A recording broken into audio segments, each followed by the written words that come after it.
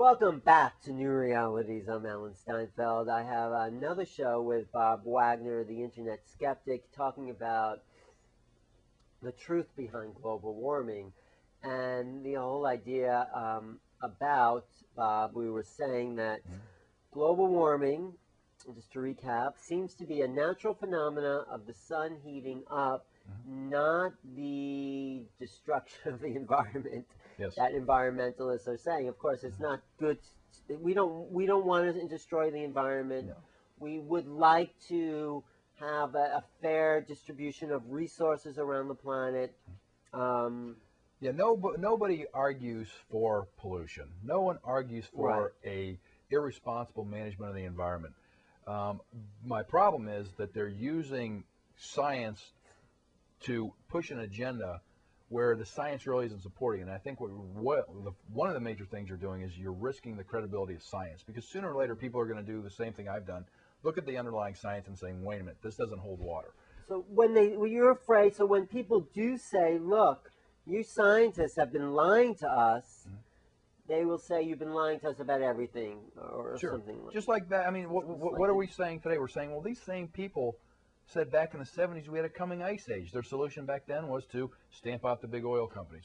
Now it's global warming. Stamp out the big oil companies? I mean, not unless you want to go back to riding horses, which, by the way, probably produce a lot of methane. No, I think we could get solar energy. I think there's free energy machines.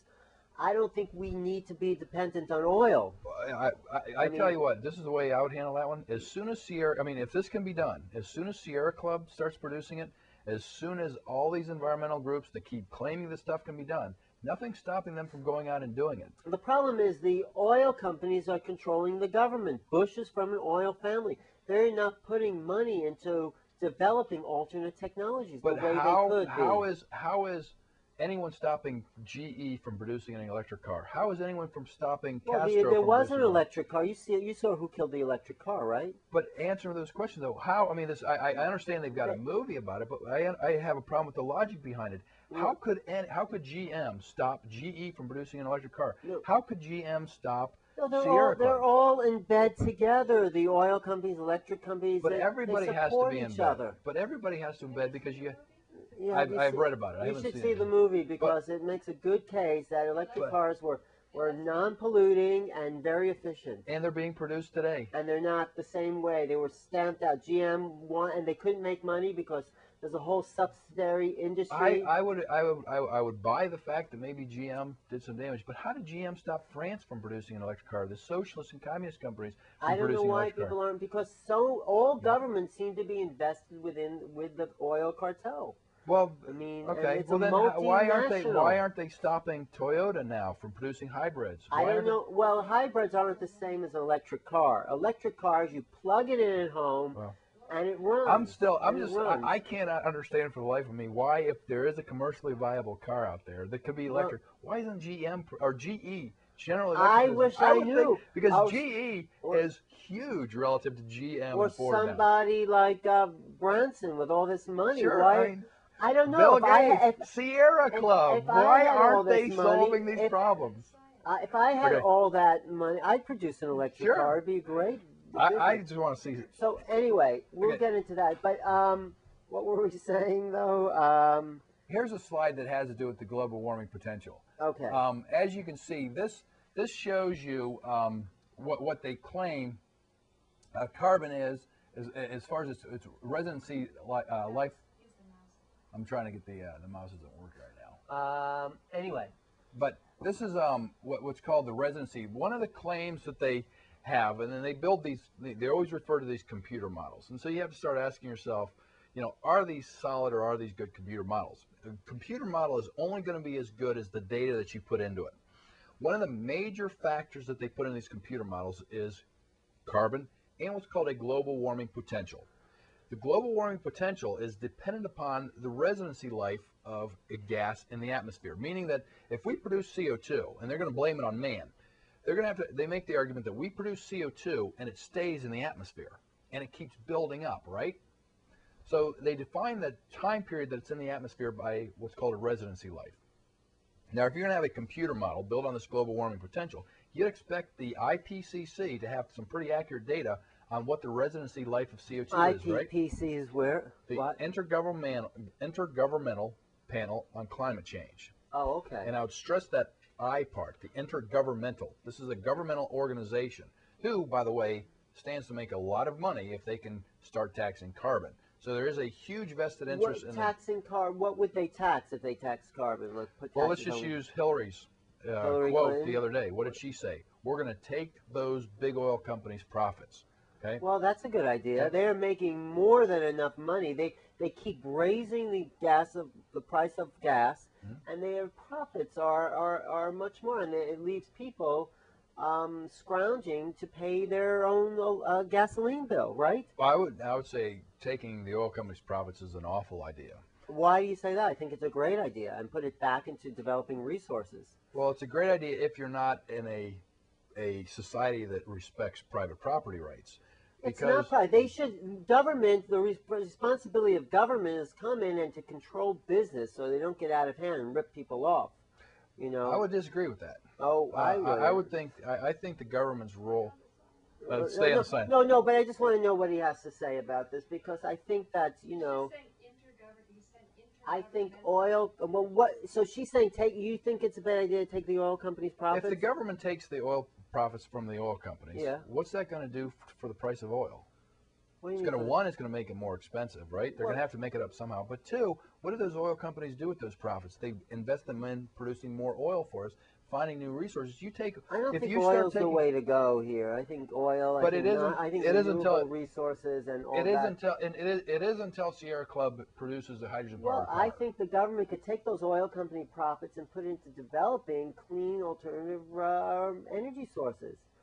Solar. Well, okay, and what I'll do is I'll show you what I call are the smoking guns to disprove this theory. Now, the thing that I've done is disprove the theory of man-made caused global warming, and, and I'm going to show you that there's plenty of evidence out there showing that this is a not a very solid science. Okay. And I've created what I call are the smoking guns. The things that when you look at them, you just sit there and say that doesn't pass the stink test.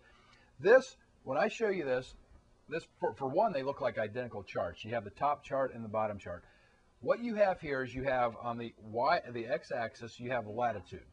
Oh, here it is. Here is the latitude. Here's the North Pole and the South Pole. Okay. What are we looking at? I'm going to get to that in a second, but I want you to understand the chart first. First, you have the North Pole and you have the South Pole. Now, over here, you have altitude. Okay. All right, Alan, and as you can see here, what we have here at the plus 90, this is the North Pole. Okay. And then we go down here, we have the South Pole. Gotcha. And then we have the altitude. Okay, and so this is essentially what is called the troposphere, which is the lower the atmosphere. And this is what they're saying is global warming. You can see that heat is being trapped in this area. Wait, heat, the green represents what? Well, actually, up here, see this little area right here? This is a thermogram. And the green and the reds represent warming. So as you can see, red is warmer. So yeah. Okay. So you can see this little arcuate pattern. The blue is the cool area. What's the black? The black is just a warm area also. It's just the point here is that what you can see here is that there is definitely a warming pattern on this chart. The heat is being trapped. It's warm. Okay, I guess that's true. And so you can sit there and say, yeah, there is a greenhouse gas effect going on, and you can show it. You can show that there's heat being trapped in the lower atmosphere. That's the whole theory of global warming. So right there, you're saying. But what I don't understand about this chart is you said the northern hemisphere is getting warmer than the southern hemisphere. Here on this chart, it looks like the southern hemisphere is warmer than the northern hemisphere. Now, see how you have a higher level of green, whereas down here it almost runs into zero, and this is 90 here, so you're not even getting to all the way to the South Pole. So you can see it. You can see this. It tapers off real quick. So you. Yeah, blue is cooling. Blue is the cold area. The greeners, the yellows, and reds are the warm areas. So as you can see, this is red. Well, the red and the black areas, yeah. So that's the equator right there. That's why it's so warm. Okay, where'd you get the chart from? Where's this from? This comes from satellite measurements from a Japanese satellite. Okay. But the point I want to make is that what you have here is you have this chart showing warming. The upper chart is the warm. The upper chart is the warming. And the lower chart is what? Water vapor. And that is why I am so adamant about saying that you've got to consider water vapor, because when I show these two charts, this one Yeah. versus this one, they're almost identical. Yeah. Now here is water vapor. So as you can see, when you line them up right next to each other, you can't even. It's hard to tell them apart. Right. Okay? I see the pattern. There's definitely. And so you can see where the warmth is, the water vapor is. Right. More importantly, they come out there and they tell you CO2 is causing the problem. If that's the case, and I encourage all of your listeners, viewers to watch this, go find me a chart that measures not water vapor versus temperature, but CO2 versus temperatures. You won't be able to find it. Why not? Because it doesn't exist. Now, if you Why not though? Because the CO2, for one, is evenly distributed throughout the atmosphere, so you would see a global warming of the temperatures, whereas you can clearly see with this one, the water vapor traps the heat, not CO2. And I'll get to a slide later on that shows you that as you pull water vapor out of the atmosphere and leave CO2 in it, temperatures plummet. Okay, CO2 does very little trapping of heat. I'll show you that in a minute. But the point is, and this is one of the best smoking guns you've got, if in fact there was anything supporting the CO2 theory, they'd be out there showing you charts like this. They don't. But I can show you water vapor, and yet you won't see very many people other than myself showing you this chart. What produces CO2? CO2? Who produces CO2? Mother Nature. And I'll show you the carbon cycle if you want to see where CO2 Mother really Nature comes from. produces CO2, but like I said in the last show, there must be something happening with all the stuff that we're producing, all the industrial. What are we looking at? Well, let's take a look. This is the carbon cycle, and that's a great question. You're pointing out that, what's producing the CO2? Well, if you really want to stamp out CO2, you got to stamp out Mother Nature, because look here. This is the what is called the carbon cycle, and you can get this off of the. Just do a Google search carbon cycle, and if I could only get my mouse back up here, get that chart back.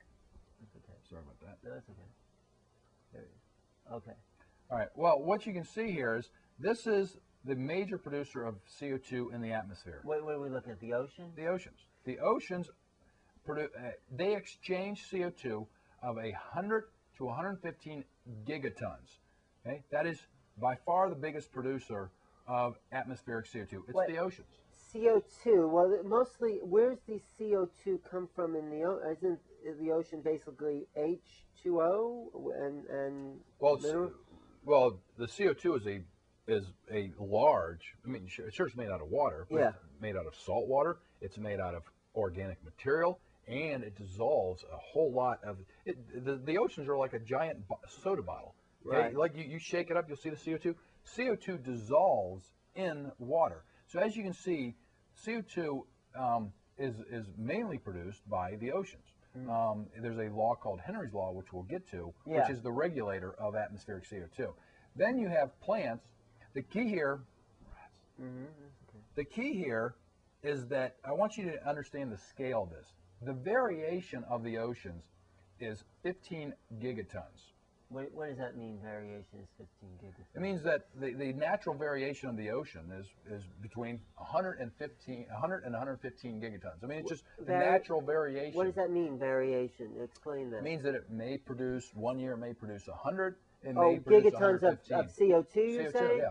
So you're saying the oceans produce 100 gigatons of CO2 into the atmosphere every year? Yeah.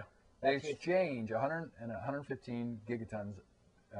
It's like when they breathe, they're producing 100. When they let off gas, they're per year, it's 100 gigatons of CO2. Yeah. And other probably and water vapor as well. Water vapor as well, yes. I mean, and as you can see, though, it's the scope is huge. Just the variation alone is 15 gigatons. Just the normal variation.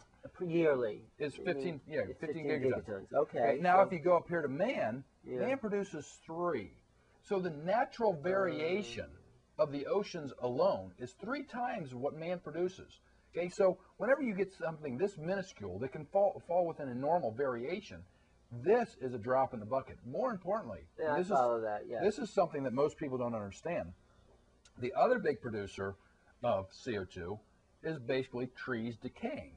Did you know trees breathe and produce CO2? I thought they produced oxygen. They do when they're producing photosynthesis. But remember, in the wintertime, the leaves fall off and there's no photosynthesis going on. So trees literally breathe. They exhale They CO2. produce CO2? Really? How come Yeah. I was never told that? Because school? that's a good point. Because there's a lot of things you need to be taught to understand the science. But if they don't tell you, you'll never reach these conclusions. Okay, okay. So right here, you can see trees breathing produce 40 to 50 gigatons, 10 times. If I can just get my thing back up here. Okay. 10 times what man produces. So trees breathing alone, their variation is 10, which is twice what man produces. So just the variation is 2 times what man produces, 10 times in the entire scale of what they're producing. So trees breathing on an annual basis are producing 10 times more CO2 than man produces.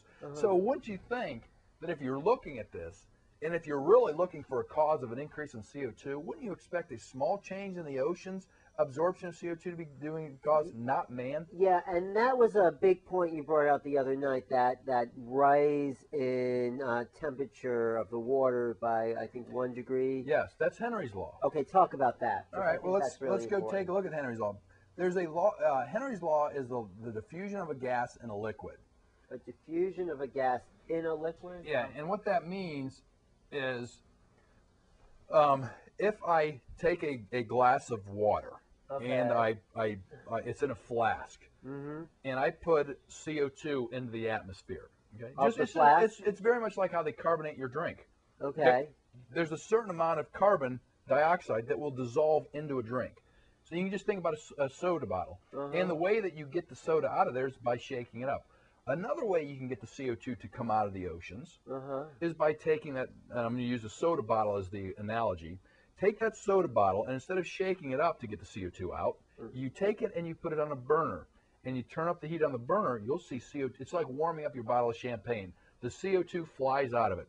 Well, that's a natural law. It's called Henry's law. The diffusion of a gas in a liquid is dependent upon the temperature and the partial pressure of CO2. So what that means is, as you warm the oceans, because it's an inverse relationship, you increase temperature, you decrease diffusion. Diffusion means CO2? The absorption of, the absorption of CO2 by the absorption oceans. of, oh, so you're warmer saying, water will absorb less CO2. Well, you're saying oceans are producing CO2, but they're also absorbing CO2. Yes, but as you warm it, the net absorption goes down. So as you warm it, they produce more CO2 and absorb less. They release more CO2. And they absorb less CO2. Yes. Why it's do a they constant absorb less exchange. CO2? Well, because it's a natural law of diffusion of gas in a liquid. So let me get back to it. So the oceans produce how many gigatons of CO2? 100 to 115. Gigatons they're producing. Yeah. How much of that do they absorb back? Well, it's a circular pattern. They're producing and they're releasing it, but the entire exchange over a year is 100 to 115 gigatons. Right, but how much is left in the atmosphere after that? That's the point. Yeah. The point is the net difference is going to be dependent upon the absorption of the oceans. As you warm the oceans, the net is less because they're not bringing back as much. So and this is what the chart shows, if you notice the charts, the temperature grids of the oceans, you'll see that the oceans have increased 1 degree temperature, 1 degree Celsius since 1960. Okay. The atmospheric CO2 has increased 1 degree or 60 parts per million since 1960. So you have a relationship. The oceans have warmed, CO2 has increased in the atmosphere. If you plug those numbers into Henry's law, it spits out almost exactly 60 parts per million. It spits out down here, and this is the calculation, 59.1. So almost 100% of the increase in, right here is the 59.1.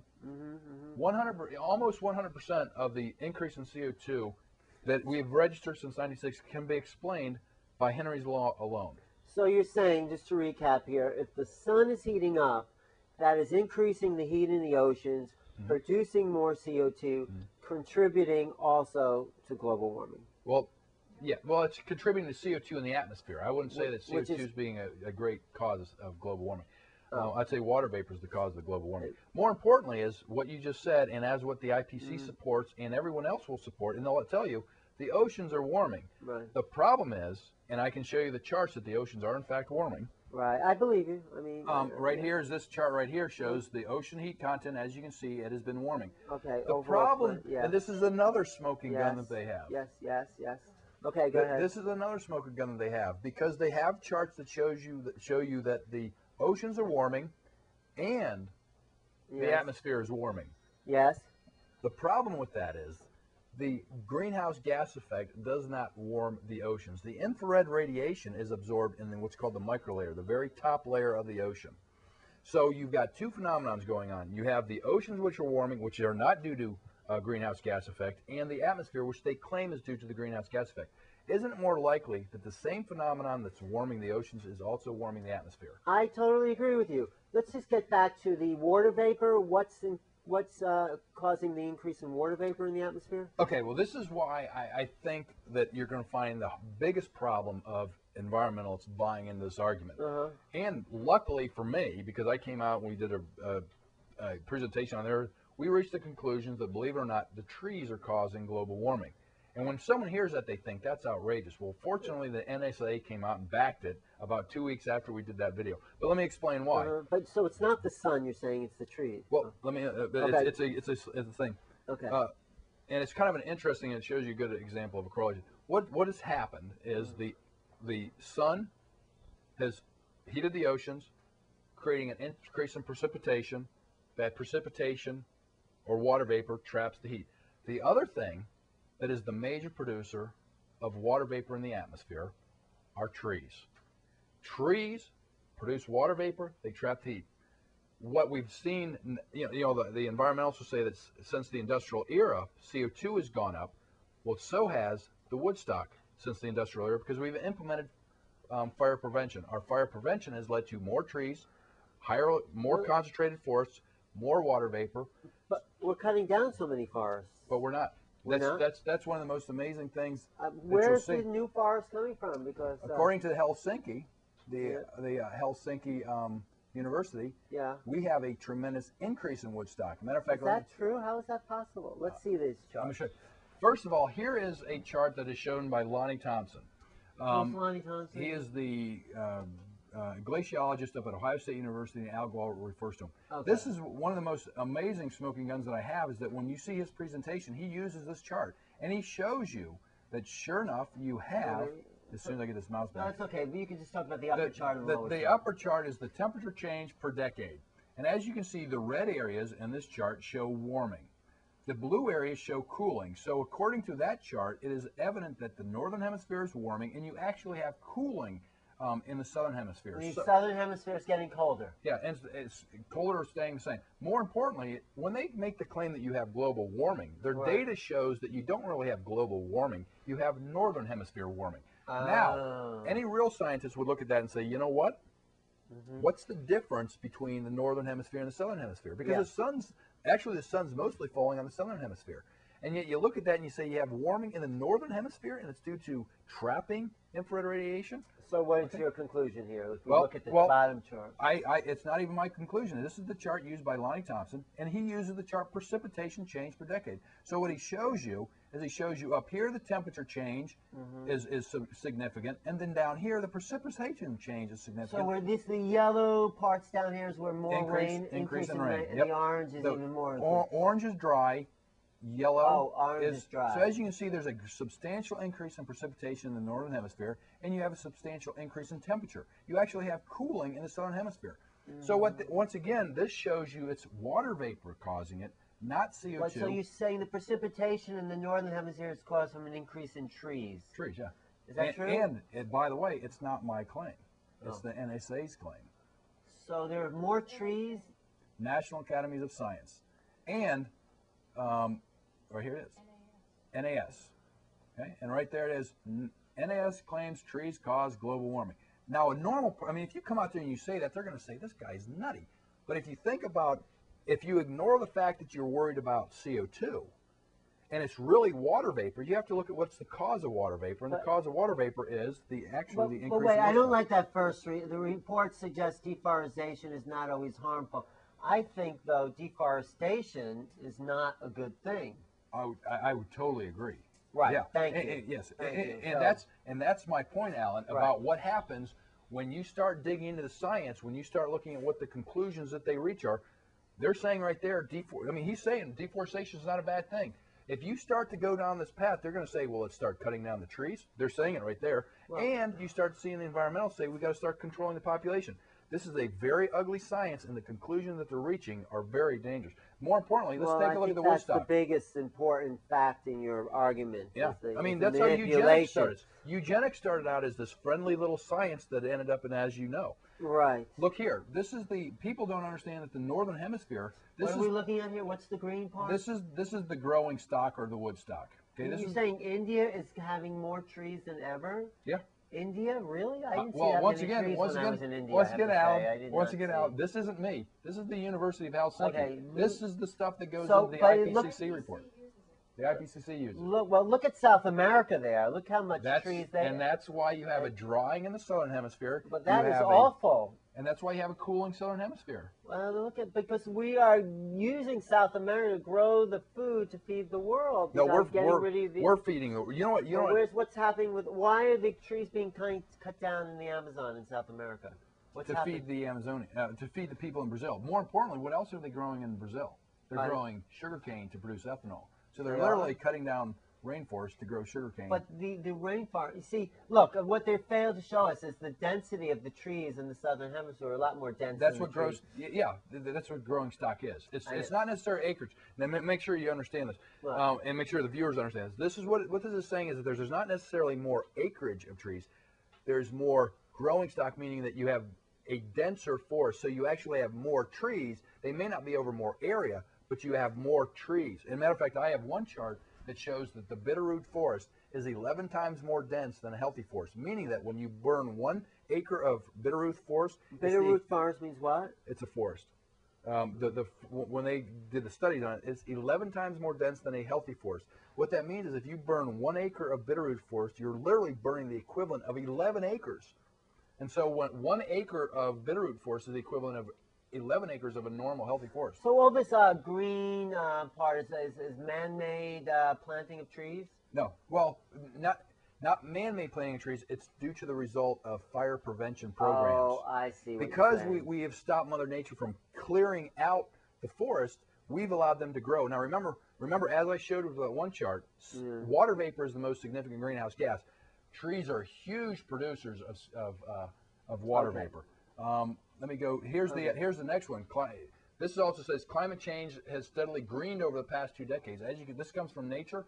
Once again, all those greening areas, there are a lot more greening areas than red areas. As you can see, according to this, the source science, there's been a tremendous greening of the world, and that greening of the world has released more water vapor and more CO2. But don't you think it's a good idea to have more greening of the world? I think it's a great idea. But if I sit there and say it's a great idea, I also have to say the result of the greening of the earth has been more water vapor, which has been the global warming. So which water might warming be okay. That's the answer I wanted to hear. So you're saying global warming is not bad? Water vapor is global warming is the result of a healthy growing environment.